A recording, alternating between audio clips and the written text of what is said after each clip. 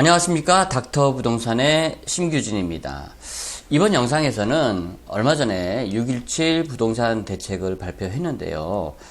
제가 오늘 여러분들께 이야기하고자 하는 내용은요, 이번 정책이 앞으로 어떻게 갈 것이다 라는 것을 예측하기보다는 이전 정권에 어떠한 정책들이 나왔었고 어떻게 부동산 가격이 변화되었는지를 여러분들께 다시 한번 말씀을 드리면서 이번 정책의 효과도 전 정권과 비교해서 과연 다를 것인가 혹은 같이 비슷한 패턴으로 갈 것인가를 한번 우리가 생각해 보자는데 그 목적을 지금 가지고 있습니다.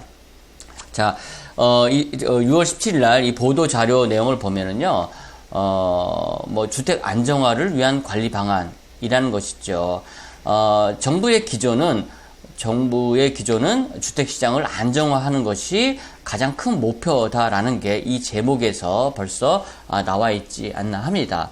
하지만 이번에 발표된 내용을 보면 강남 일부 지역, 제가 이제 다른 강의라든가 또 유튜브를 통해서 전국적으로 가장 핵심적으로 개발이 될 지역이 어딘가라고 말씀을 드린 적이 있었는데요. 바로 삼성역 주변으로 해서 국제교류 복합지구.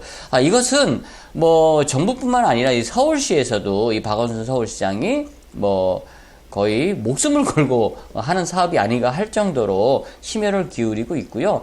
이곳은 사실상 이 첫 단추가 한국전력 부지가 현대 자동차에 매각이 되는 시기부터 사실상 여기가 엄청나게 개발될 것이다 라는 것이 우리는 예측이 됐던 그런 상황입니다. 우선 땅값만 해도 평당 4억 정도에 매각이 되었고요. 여기에 이제 개발 잉여금이라는 명목으로 해서 엄청난 금액을 또 세금으로 내었습니다. 이걸 가지고 서울시와 또 강남구청 간에 여러 가지 또 마찰이 있었던 상황에서 한 1조 원 정도를 서울시에서 국제교류 복합지구를 위한 이러한 비용으로 쓰기로 했고요.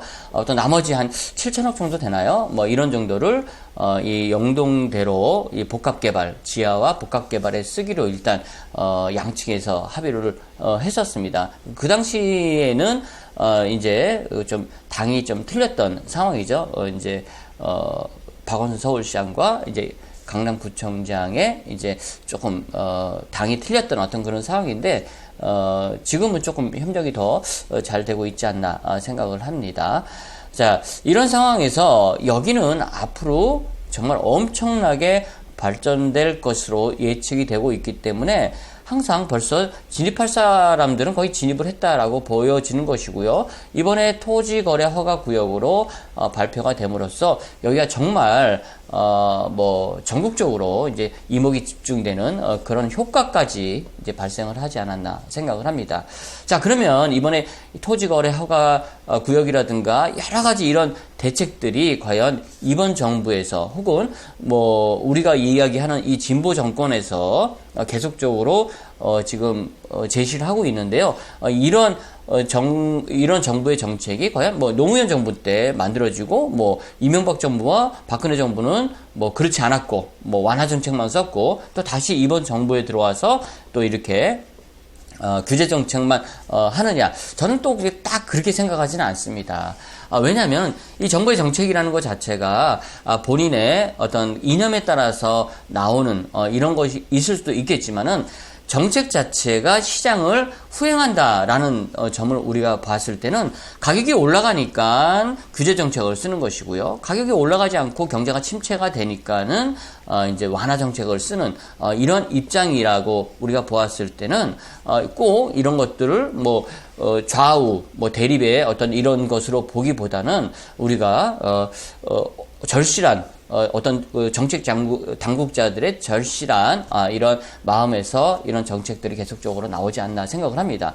하지만 이런 정책들이 항상 정부의 입장과 틀리게 또 목표와 틀리게 반대되는 이런 상황으로 가는 것들이 이번 정부뿐만 아니라 계속적으로 이어져 왔다라는 점을 우리가 생각을 해봐야 된다라는 것이죠.